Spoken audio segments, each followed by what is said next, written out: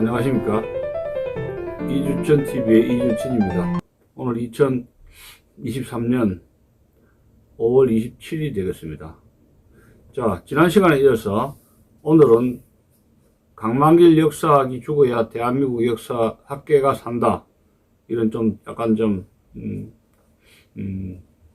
나이스 하진 않지만은 그런 제목으로 5부 제5부 순서가 되겠습니다. 지난번 4부에서는 그 중국 중경의 그 임시정부의 그 건국강령이었던 그 토지혁명이라든가 또 산업의 국유화 정책을 그 찬성을 하고 또 친일파를 완전히 숙청을 해야 된다. 인간혁명이죠. 인적혁명이죠. 인간혁명 이렇게 토지혁명, 산업, 기업혁명, 인간혁명 이 세 가지를 이루어야 되고 또 중경 임시정부가 권력을 잡아야 되는데 미군정과 이승만 세력에게 권력이 정권이 넘어갔기 때문에 대한민국 건국이 상당히 문제가 많이 출발되었다 이렇게 이제 언급이 된 것 같습니다. 그러고 보면은 북한에서 기업 토지를 무상분배, 무상몰수, 무상분배가 되고 중요한 기업들을 국유화 조치를 취한 것이 북한은 46년, 47년경 1년 동안이었지 않습니까?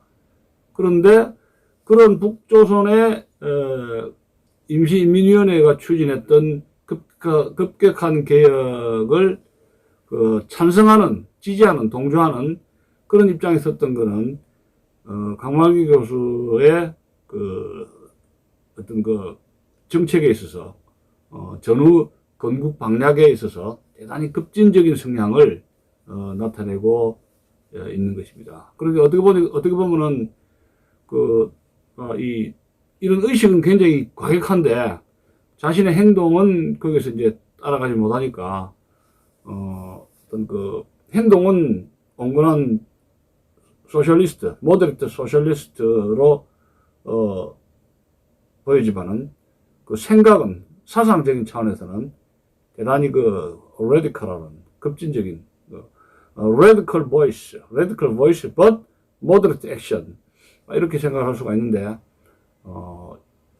우리가 생각하는 이상으로 강만길 교수의 사상적인 측면은 대단히 급진적이고 사회주의적이었다 이렇게 이제 분석을 할 수가 있습니다. 그러니까 어떻게 보면은 운동권, 운동권들을 선동할 수 있는 선동권 지식인의 면모를 일찍부터 30대부터 굉장히 유감없이 발휘한 그런 것이다. 상당히 급진적인 사상을 가지고 있었다 이렇게 이야기할 수가 있습니다. 강만길 교수는 이승만 정권이 문민독재라고 레테르를 문민독재 정권이라고 아예 레테르를 붙였고 또 5.16에 대해서도 급하게 예상하지 못한 5.16을 맞이했다. 5.16에 대해서 대단히 부정적인 인식을 가지고 있는데 5.16은 혁명이 아니고 문서혁명이 아니고 쿠데타다 해서 5.16 쿠데타에서 박정희에 대해서 대단히 부정적으로 언급을 하고 있습니다. 그리고 일제가 한참 식민 시대에 청장년기를 지냈던 박정희 같은 인물의 친일, 일본의 어떤 군대를 간다든가 일본의 학교에 나온다든가 그런 행적에 대해서 대단히 못마땅한 인식을 가지고 있습니다. 자, 여기서 우리는 한번 역사적인 용어로서 쿠데타와 혁명의 차이를 한번 보겠습니다. 쿠데타와 혁명의 차이점. 쿠데타가 혁명으로 이루어진 이렇게 전위대, 진화되는 경우는 1917년 볼셰비크 혁명이 대표적인 것입니다. 그러니까, 정치 권력의 계급적인 이동이 이루어지고, 사회 경제적인 급격한 변화가 이루어지고, 그러면서 이제 현대 국가가 된 것이 1917년 볼셰비키 혁명이었죠. 스탈린 정권 잡고 난 이후에, 봉건적인 봉건 국가에서 짜르 전제정에서 급속도로 산업화, 공업화를 이루어지고 농노 해방이 되고 문명률이 저하되면서 보통교육을 실시했지 않습니까? 그러면서 그 러시아 자체가 완전히 그 산업국가가 되었습니다. 그러면서 이에치카 같은 경우는 그 성과를 보면서 1917년 볼셰비키가 그는 쿠데타가 아니라 볼셰비키 리볼루션, 혁명이라고 이렇게 정의를 내렸던 겁니다. 자, 그러한 관점에서 본다면 5.16도 박정희 대통령이 18년 동안 집권하면서 무엇이 이루어졌습니까? 대한민국에 처음으로 근대화 산업화가 이루어지면서 소위 현대국가가 되는 기본적인 그런 공업국가의 기틀을 갖추었던 겁니다. 그렇기 때문에 결국은 5.16도 쿠데타로 시작했지만 1917년 볼셰비키 쿠데타처럼 마감이 된 것은 혁명으로 완결 지었다. 저는 그렇게 이야기를 하고 싶습니다. 여러분 알다시피 월남에서 티우 집권 이전에 60년대에 쿠데타가 10번 넘어 일어났지 않습니까? 근데 그것을 쿠데타라 그러지 혁명을 하지 않습니다. 왜냐? 60년대 월남에서 일어났던 군인들의 정권 탈취, 무장정변은 사회경제적인 변화를 수반하지도 못했고 월남을 현대국가로 만들지도 못했어요. 그 결과적으로 공산화 됐지 않습니까? 그 쿠데타가 하나 중요한 원인이 돼서 그래서 혁명으로 진화되지가 못했던 겁니다. 또 프랑스의 그 브루메르 쿠데타가 있습니다. 1799년에 나폴레옹이 일으켰던 브루메르 쿠데타. 왜 그럼 브루메르 쿠데타를 브루메르 혁명이라고 하지 않느냐? 그것은 나폴레옹 집정가도 있다가 나중에는 황제로 등극했지 않습니까? 그러면 과거의 그 왕정 체제로 돌아간 것이죠. 그리고 구귀족, 보르봉 왕조 시대의 구귀족을 재등록했기 때문에 혁명적 성격이 퇴색이 되었습니다. 그 구귀족이 새로운 그 군인들로 해가 정치 세력이 완전히 교체가 된 게 아니라 옛날의 귀족들을 다시 기용했기 때문에 이러한 것은 브루메르 쿠데타는 브루메르 혁명으로 진화되지 못했다. 즉 사회 경제적 변화를 수반하지 못했다는 것입니다. 그렇기 때문에 브루메르 쿠데타는 혁명으로 머무르게 되었다 하는 것이 역사가들의 대체적인 인식이다 하는 말씀을 드리고 싶은 겁니다. 강광길 군은 5.16 쿠데타를 5.16이 청년이 터지고 나서 이런 말을 합니다. 전통적인 문민사회에서 군사 독재가 웬 말인가 hen탄하는 거죠. 오랜 역사를 가진 문화민족에 대한 강한 자부심이 있었던 겁니다. 그럼 한번 생각해 보십시오. 조선이 문약에 빠져가지고 나라를 결국은 멸망을 시켰는데 문약에 빠져서 나라를 망하게 만들었지 않습니까? 조선 조정이. 그러면 일본군에게 총 한 방 쏘지 못한 조선의 군사력, 1905년 당시에 조선의 정규군이 약 8,200~300명 됐습니다. 10,000명이 안 됐습니다. 조선 정규군이. 그때 일본군은 정규병력만 하더라도 20~30만이 넘었지 않습니까? 그리고 예비병력이 한 100만 정도 됐고, 게임이 안 되는 거죠. 그러면, 그, 전통적인 문민사회가, 군사력을, 그러면, 군사력에 대한 어떤 그런 국방력 대비에 대해서 조선 왕실이 어떤 대비를 해야 되는데, 그러지 못하는 것에 대해서 문민 통치를 무조건 자랑할 수 있는 것은 아니라는 겁니다. 즉, 그것은 강광일 교수님의 역사적인 지식에서 가장 치명적인 약점이, 전쟁과 군사에 대한 군사력, 밀리터리 분야에 대해서 또 전쟁에 대한 지식에 대해서 이해도가 대단히 빈약하다는 사실입니다. 인간의 역사가 시작되면서 거기는 군대가 있었고, 투쟁이 있었고, 야소와 같은 투쟁이 있었고, 전쟁이 있었고, 그 전쟁을 치르는 군대가 있었습니다. 전쟁은 인간의 역사와 더불어 같이 왔습니다. 같이 필요하고 같이 왔어요. 지금도 우크라이나 전쟁이 벌어지고 있잖아요. 제네시 전쟁이 벌어지고 있는 거를 강만일 교수님은 어떻게 이야기합니까? 세계 평화를 위해서 한다고 하는데 푸틴 같은 인물이 나오잖아요. 21세기에도. 그걸 설명해 주세요, 그러면. 그리고 조선시대에 문민 통치가 이루어졌죠. 유교식 전통으로 해서 소위 문관이 정치를 독점을 했는데, 문관이 정치를 독점한다는 그 자체도 편견이고 역사적인 인식이 부족한 거예요, 그게. 정치는 뭐 군인 왜 정치 못해요? 응? 정치는 민간만이 하는 게 아니에요. 뭐 정말 착각하고 있는데, 세계사적 지식, 다른 나라 동양사, 일본이라든가 중국에 대한 이해도가 부족하기 때문에 한국의 조선왕조실록입니까? 그럼 조선왕조실록, 조선시대만 바라보니까 거기에는 정치를 하는 사람들이, 사대부고 성리학자들이 정치를 권력을 독점했잖아요? 그것이 정상적이냐? 한국의 특수한 상황을 일반적으로 보라는 거예요. 자, 보세요. 서양사의 그 로마 제국, 로마의 군 지휘관이 전승을 기록을 세워야, 전공을 세워야 집정관이 되고 로마의 최고 행정관으로 오를 수 있는, 집정관이 되기 전에는 법무관, 여러 가지 관직이 있는데, 그런 관직에서 자기를, 두각을 나타내려면 전쟁터에 전공을 세워야 돼요. 그러니까 로마는 뭡니까?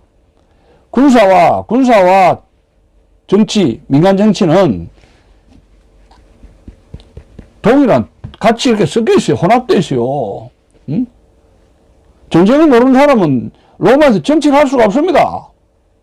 응? 그 로마의 시대, 로마의 전통이에요. 유럽 중세, 기사도 계급이 정치를 했잖아요. 통치 권력자. 지배 계급이 기사도 계급 아니에요. 기사가 지배 계급이에요. 기사가 말 타고 화살 쏘는 그런 계급이 통치를 했어요. 이성계도 군 출신 아니에요, 이성계도. 그 다음에 일본의 사무라이 계급. 무인들이죠. 칼제비들이죠. 그 사람들이 권력을 장악하고 그 사람들이 통치를 했어요. 중세 일본이 명주시 전까지 지배 계급이 사무라이 계급 아닙니까? 그 칼제비들 왜 정치를 못해요? 왜 통치를 못해? 그러고 중국에 공산당 초기 시절 중일전쟁하고 일본의 태평양 전쟁에서 또 국부군하고 전쟁할 때 공산당들 지휘부가 공산당원들 지휘급들 모택동, 등소평, 팽독회, 원로 중국 공산당 지휘부들 어디에서 컸습니까? 국부군하고 일본과의 그 중일전쟁, 거기서 잔뼈가 굵은 야전 사령관들이에요. 군대를 지휘한 사람들이 지금 정치를 하잖아요. 군정일치 사회가 중국 공산당 아닙니까? 군정일치. 그러면 조선만, 우리 신라시대, 통일신라시대, 고려시대는 문무겸전이에요. 강함천도 무인인데 전쟁터 나와가지고 야전에 군대를 지휘했지 않습니까? 강함천도. 조선시대만 소위 사대부 계급들, 성리학자들이 군사 문제, 전쟁에 대해서 등한시하고 권력을 독점하면서 결국 나라를 국방력을 해약해가지고 나라를 망친 거 아닙니까? 군인들이 그게 정치에 개입했으면은 국방력을 더 강화시켰을 거 아니에요? 성리학 전통에 성리학자들이 권력을 독점하면서 국방력을 약화시키고 무인들 무시하고 이순신 같은 사람들 무시하고 그런 문문 전통이 그게 잘하는 겁니까 그게? 조선시대에만 올빵이 되니까 그래. 조선시대만. 다른 나라로 비교하고 통일신라시대 그 화랑 김유신 김중추가 누구매요? 화랑을 했던 사람입니다. 활 쏘고 말 타고 이 칼제비들 전쟁터를 누렸던 화랑 출신들이 김춘추, 김유신 아니에요. 그런 전통이 있는데 왜 조선시대만 갖고 문민 전통을 이야기하냐 말이에요. 트로츠키만 하더라도 위대한 아주 탁월한 국방장관을 해서 내란에서 백분에 대항해서 승리를 이끌었지 않습니까? 트로츠키 그 공산당, 볼셰비키 공산당 넘버 투맨도. 그 다른 나라를 보고 이야기를 해야지. 어떻게 조선시대에서 문민 전통인데 어떻고 저떻고. 나라가 오죽입니까? 5.16이 일어났을 때, 한강다리 끊고 5.16이 일어났을 때, 윤석열 대통령이 뭐라 그랬습니까? 드디어 올 곳이 왔구만? 그게 뭔 뜻입니까? 서울 시민들이 조용했습니다. 그 뜻이 뭐냐, 그 민심이 올 곳이 왔구만이에요. 작년 정부하고 야당하고 여야끼리 그 싸움박질하고 정쟁에 국민들이 어쨌습니까? 질려버리지 않습니까? 지금 정치하고 비슷하죠. 그러다가 국민들이 무혈정전을 일으키니까, 아이고, 이거 뭐냐 했지만 어떤 일말의 어떤 기대도 드디어 올 곳이 왔구만. 국민들 한번 해봐라. 민심이 좋았습니다. 5.16 군사혁명을 일으킨 박정희 그 군인들에 대해서, 뭐 데모하거나 항의하거나, 뭐 5.18 경호처하고는 완전히 달랐습니다. 5.18 때 하고는 완전히 달라요. 뭐 이렇게 박수를 치진 않았지만 조용히 숨을 죽이면서 그 동태를 민심이 지켜보았다는 것은 작년 정부에 대한 국민적 민심이 끝났다는 거예요. 저는 그래 봅니다. 참. 네. 그리고 특히 또 장미 정부 시절에 그 한 8개월 지속됐습니까? 작년 정부의 수명이 한 1년 안 됐죠. 8개월 만에 무너졌는데, 작년 정부 시절에 학생들 그 통일운동 데모 어지간히 했잖아요. 그러고 무분별한 통일운동. 그 구호가 있지 않습니까? 가자 평양으로, 가자 북으로, 오라 남으로. 그런 구호까지 생뚱맞는 구호를 갖다가 외치면서 1년 내내 학생들이 데모를 했는데, 그런 구호, 통일운동. 그 통일운동이 대단히 제가 보기에는, 무모한 거예요. 지하에 있는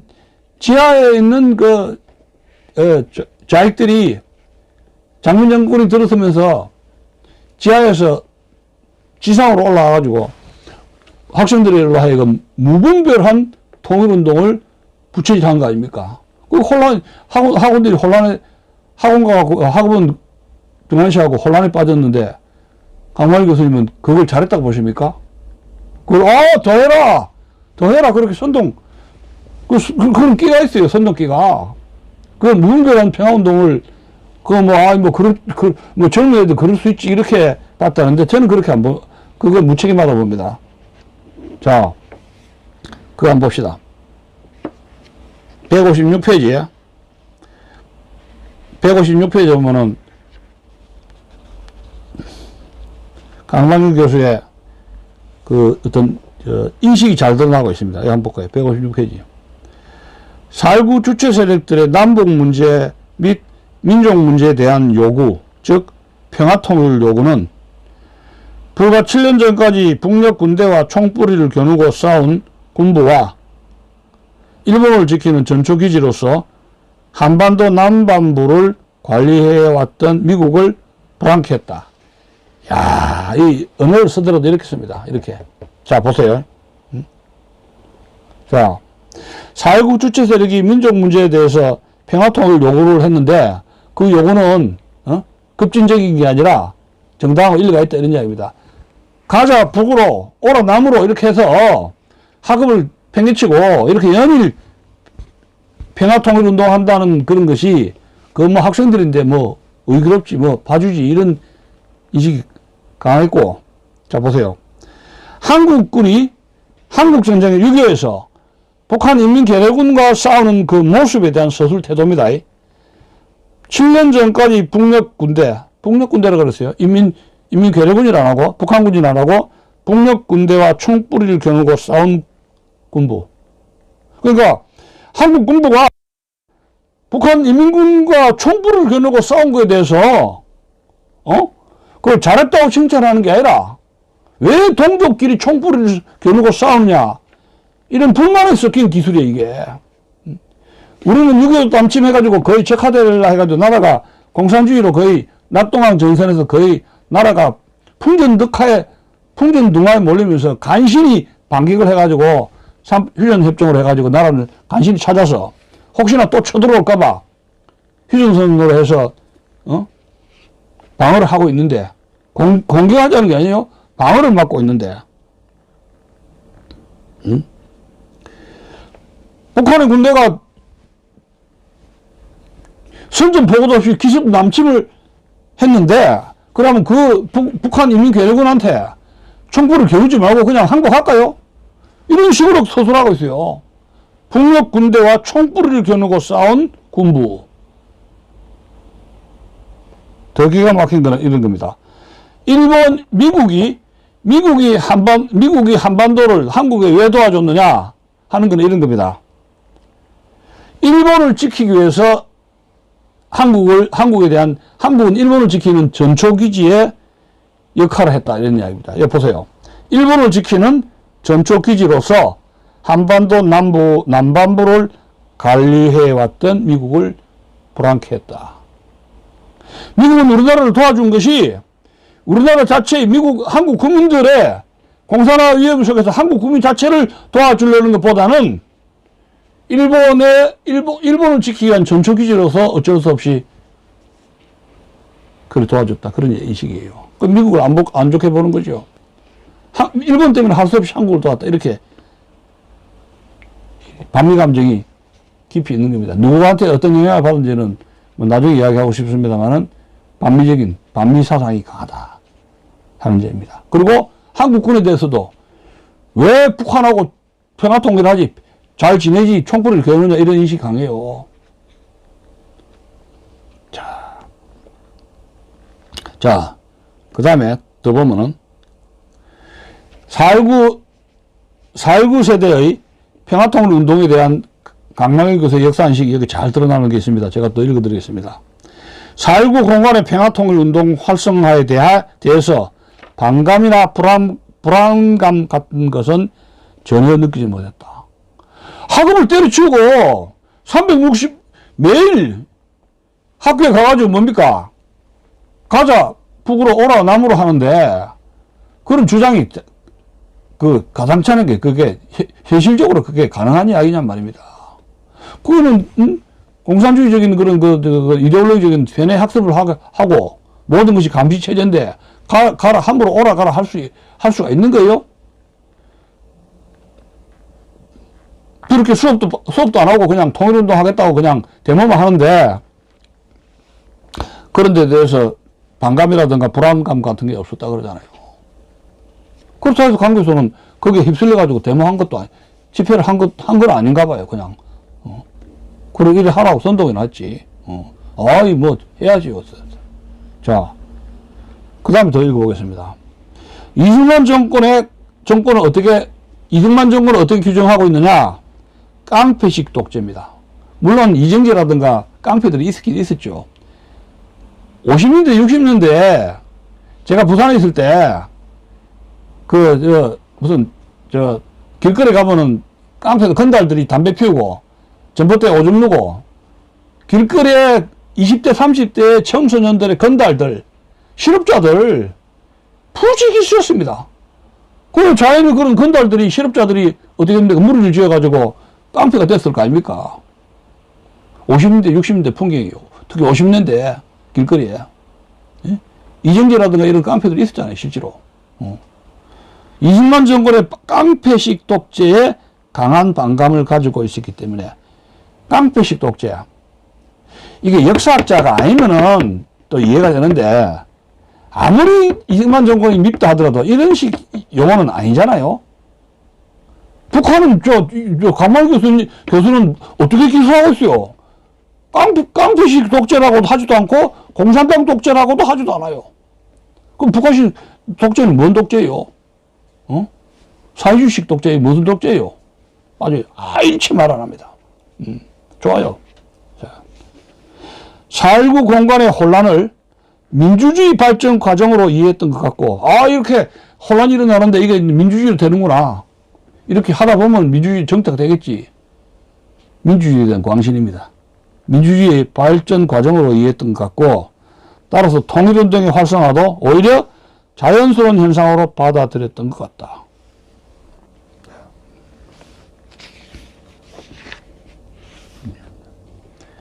자, 그 다음에, 그래서 이제, 이 5.16이 일어나면서 이런 말 합니다. 반공을 국시의 제1위로 한다는 혁명 공약을 내세운 군사정권에 의해 4.19 공간에서 활성화되었던 평화통일운동이 간접 침략으로 규정되면서 혹심한 탄압을 받았다. 간접 침략이라는 게 뭐예요? 이게 이런 용어라는 것이 여기 역사적으로 이게 어울리지도 않아요, 이게. 무슨, 평화통일 운동이 무슨 간접 침략이라는 것이 이게 전혀, 용어가 감정적으로, 여기에 적합하지도 않은 용어를, 사용을 하고 있습니다. 학자로서 절제로 이런 거죠.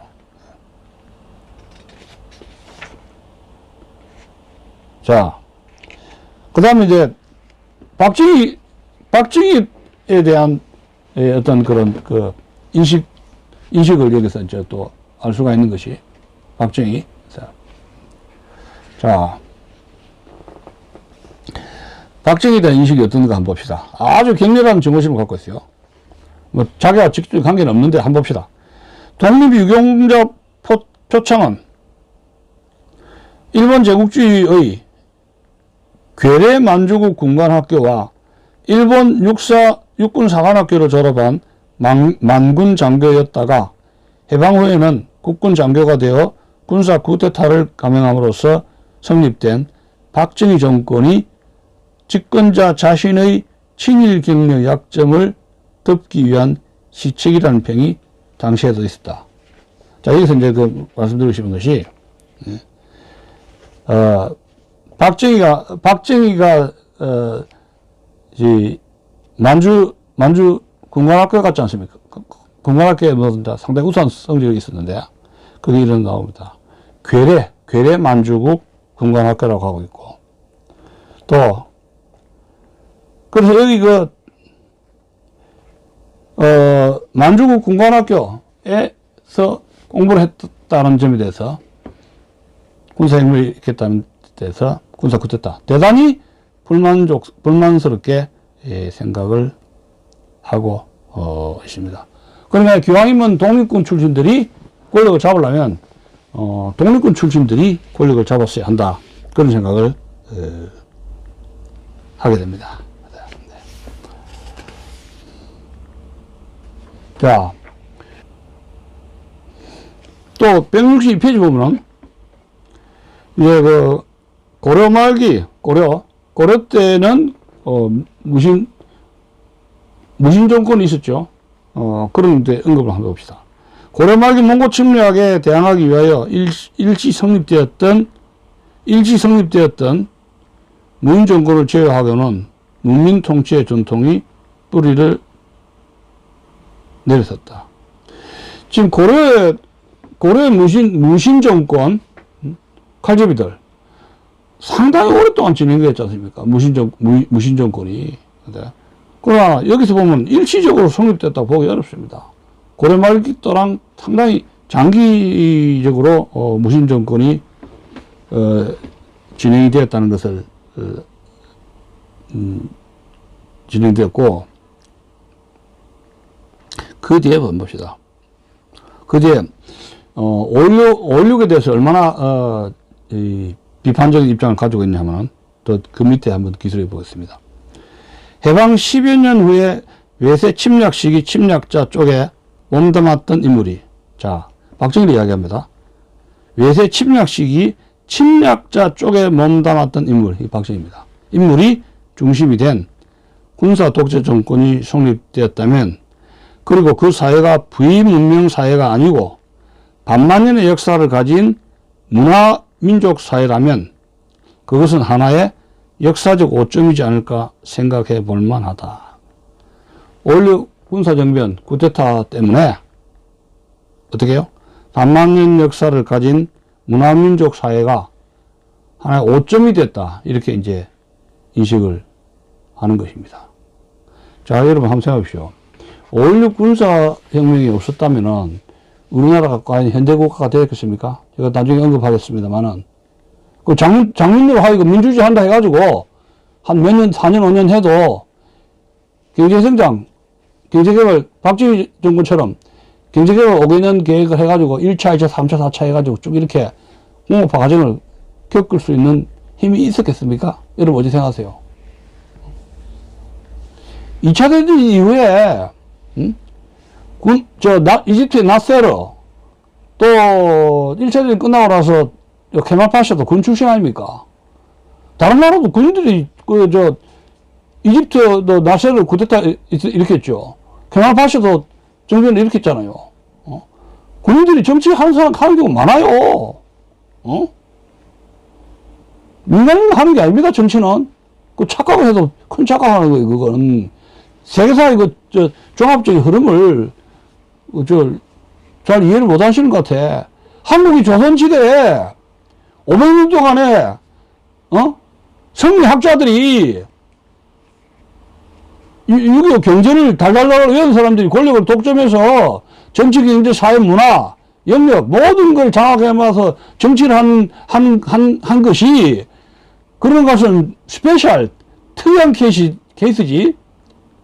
조선시대의 성리학자들이 정치를 장악하고 정치, 경제, 사회 모든 영역을 좌지우지하면서 500년 동안 뒤흔든 것, 군인들 잭소리도 못하게 만든 것이 우리나라에만 특이한 현상이지 이게 보편적인 현상이 아니란 말이에요, 조선시대가.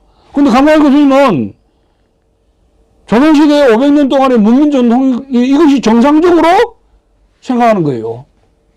그것이 정상적이라고. 착각이에요. 그러니까 조선시대 국뽕에 취했다 이래버렸어요. 조선시대의 이런 전통이 최고의 전통이고 이게 정상적인 역사의 코스다. 그럼 일본 사무라이 전통, 중세 기사계급이 통치를 한 거, 로마 시대 때 군 지휘관이 집정관이 되면서 군 지휘관이 황제가 되고 그런 군적 일치 사회 로마 시대, 그걸 어떻게 설명할 거예요? 이 조선시대 이런 것을 갖다가 보편사적으로, 역사의 보편사적으로 인식한단 말이에요. 문민 뭐예요? 착각하고 있어요. 참. 65년도 박정희 대통령이 61년에 5.16 군사혁명을 일으키고, 그 다음에, 그때 케네디 11월 달에 케네디를 만나러 갔잖아요, 백악관에. 백악관에 갔을 때 케네디가 박정희 소장이 한국 원조 좀 해달라 그러니까 케네디 대통령이 이런 말 했어요. 미 의회가 당신 군사 쿠데타 일으켰다고 원조 안 해줄라 한다.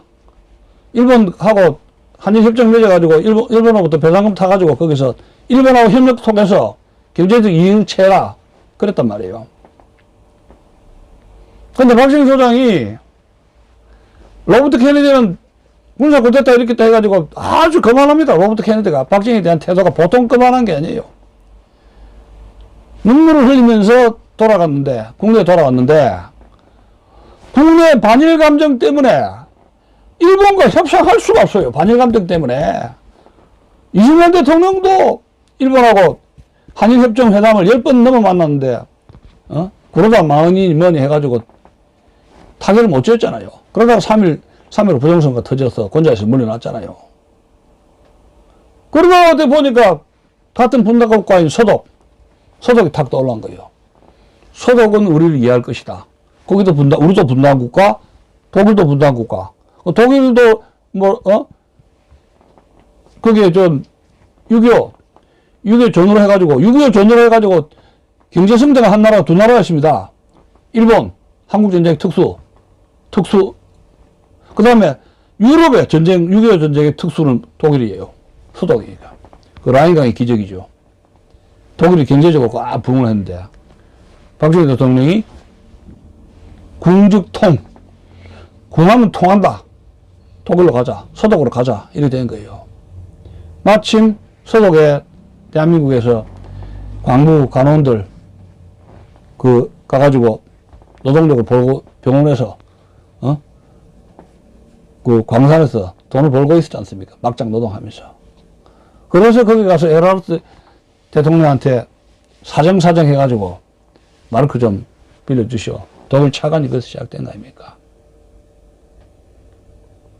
독일 뭘 믿고 에르하르트 독일 대통령이 한국에 돈을 대줍니까? 그거 뛰면 어쩔 겁니까? 그래서 광부들하고 간호원들의 이 봉급을 인지를 볼모죠. 볼모로 삼아가지고 보증을 써가지고 대한민국에 마르크를 빌려준 겁니다. 에르하르트 대통령이 영도 부산의 수영비행장에 왔었지 않습니까? 제가 국민학교 5학년 때인가? 왔었는데, 수영비행장에서 부산시청까지 초, 중, 고등학교 총동원 했었습니다. 저도 그게 태극기하고 독일 소독 깃발 들고 갔는데, 비가 쫄딱 왔어요. 수업 안 하니까 기분 좋죠? 국민학교 5학년 때는 그래요.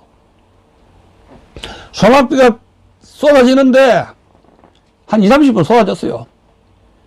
그 빗속에서 서독의 그 대통령, 에르하르트 대통령이 쫙 동네에서 이렇게 오는 겁니다. 길가로. 비는 쫙딱 맞으면서 죽으라고 흔들었습니다. 막 흔들었어요. 에르하르트 대통령이 부산시청에 가가지고 그 30분, 1시간 동안에 초, 중, 고등학생들이 양쪽에서 늘어서 가지고 환영을 했습니다. 그래서 에르하르트 대통령이 이런 말을 했습니다. 자기 일생일대에 이렇게 환영을 받아보긴 처음이다. 그때 독일에부터 그 원조, 독일로부터 원조가 대한민국이 경제성장, 제조업 분야를 일으키는데 기본 시드마니가 되고 또 거기에 어떤 감독을 받은, 자극을 받은 일본이 한국에 자본과 기술을 투입을 하고, 그것이 65년 한일협정 타결이 1965년 아닙니까? 근데 그 전해 64년부터 65년 동안에 근 1년에 걸쳐서 학원가와 시민단체들이 한일협정 반대에 엄청난 데모를 했습니다. 그 데모 주동자 중에 하나가 고려대학교에 경상대학 학생회장이었습니까? 이명박 학생회장. 그리고 중앙대학에 있는 이재호. 그런 인물들이 의기투합해가지고 전국적인 한일협정 반대 데모를 1년 내내 했잖아요. 응? 고대 중앙대학교. 그 학생회장단끼리 모여가지고 1년 내내 한일협정 반대 데모를 했습니다. 이명박, 이재호, 그런 대학생들이. 근데 지도자의 결단으로 한일협정을 타결을 짓고, 그때 한번 계엄령 한번 선포를 했지, 아마.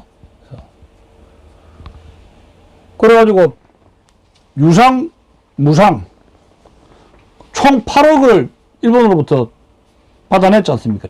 차관, 유상, 무상 총 8억입니다. 그것이 우리나라 경제성장에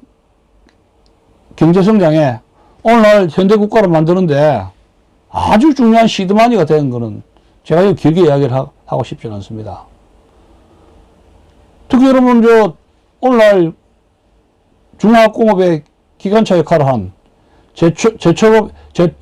제조업의 꽃이라고 하는 그 철강산업, 제철소, 그걸 누가 만들었습니까? 박태균 씨가 만들었지 않습니까? 포항제철. 포항제철의 기술과 자본 누가 내줬어요? 기술과 자본. 박정희 대통령이 비치버그 제철소 가서 좀 기술하고 자본 좀 얻으려 하니까 비치버그에서 또 은행에서 월드뱅크, IBRD, IMF 제철소 만든다고 돈 좀 빌려달라 하니까 당신들이 무슨 그때 구로공단에 가발 공장이 있었습니다. 구로공단에 20대 30대 아가씨 아줌마들이 머리 깎아가지고 가발 공장 있었지 않습니까? 구로공단에 유명한. 그리고 부산에 신발 공장, 운동화, 옷 팔고, 옷, 신발, 가발 장사. 그거 처음에 막 벌지만 덤핑 걸려가지고 많이 팔지도 못하고, 그 큰 돈 못 벌어요. 가발 하나, 맨하탄 내가 슬럼가에 들어갔는데, 처음에 $5, $10, $15, $20, $30 하다가, 이게 미국의 덤핑이라든가 걸리고, 가발 장사도 문제가 생기고, 가발 장사 못 해먹겠다네. 머리털 항상 나는 거 아니잖아요. 그래서 60년대 중반에 가면서 경공업 중심, 가발 장사, 신발 장사, 이것 갖고는 장사 못 하겠다. 경공업 가지고는 안 된다. 선진국처럼 중화학공으로 가야 되겠다. 박 대통령의 결단이 있었습니다. 그러면 철을 구워내야 되는데, 자동차라든가 이런 걸 해야 되는데, 자동차를 만들려면은, 자동차, 석유, 기계, 철을 마음대로 제철소를 만들어야 되는데, 미국 피츠버그에서 제철소에서는 못 해주겠다. 오리발 내면요. 돈도 안 주겠다. 은행, 월드뱅크, IMF, IBRD 전부 돈 못 준다. 유럽의 은행들, 유럽에서 제철소, 대한민국 언제 봤다고 제철소를 만들어주고 자기 나라 경쟁하는 제철소를 지어줘요. 누가 언제 봤다고. 그러면 갈 곳은 일본밖에 없는데, 결국은 박 대통령은 박태준을 일본으로 파견했습니다. 왜 박태준을 일본으로 파견했습니까?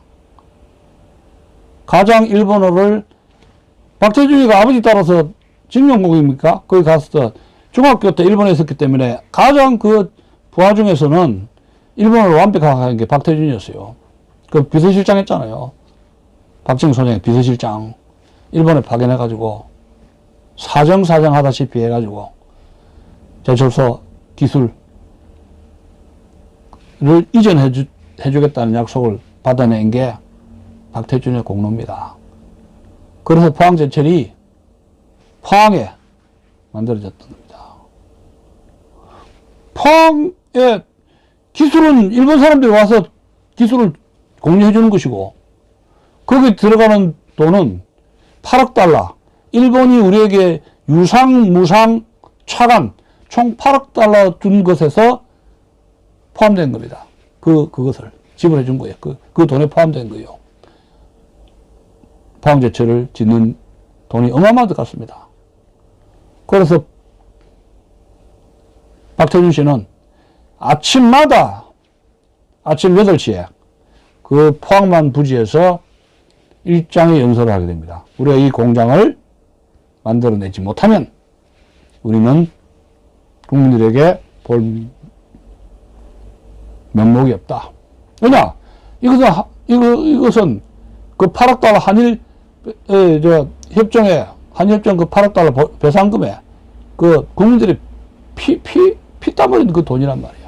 그럼 면목이 없으면 통화받아서 다 빠져 죽어야 된다. 그런 비장한 각오로 오늘날의 포항제철이 이루어진 겁니다. 가만히 보시면 이 포항제철이라든가 포항제철에 이 만들어지는 그 신화, 그리고 박 대통령이 미국, 독일, 일본 이런 3개국을 돌면서 대한민국을 현대국가로 만들기 위해서 5천만 년 만에 우리도 한번 잘 살아보자는 그런 그 목표, 그 지도자의 고독에 대해서 한 번이라도 공감을, 참 고생했구나. 공감을 표한 적이 있습니까? 물론 나야 1917년에 박정희 대통령이 1917년생이고, 이건 1900, 강반기 교수는 1933년생이니까 약 16년의 선배인데, 한참 일제의 식민지 시절에, 살기 위해서, 적응하기 위해서 몸부림쳤던 바로 윗세대의 고뇌.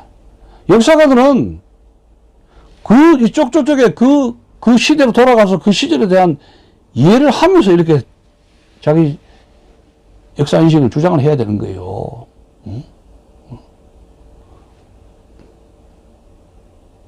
물론 경제가 다가 아니죠. 민주주의가 다가 아니듯이 경제도 다가 아닙니다. 그러나 그렇게 평가하면 안 된단 말이에요. 그렇게만 군부 독재니 뭐니. 그럼 그러면 저 왜 북한에 김일성 독재는 뭐예요? 그럼 김일성이 종신한 거는 그 사람 김일성이는 그렇게 항일운동가라 칩시다. 보천보 전투에서 뭐 얼마나 일본 경찰을 얼마나 죽였는지 모르는데, 그러면 50년대 60년대 김일성이는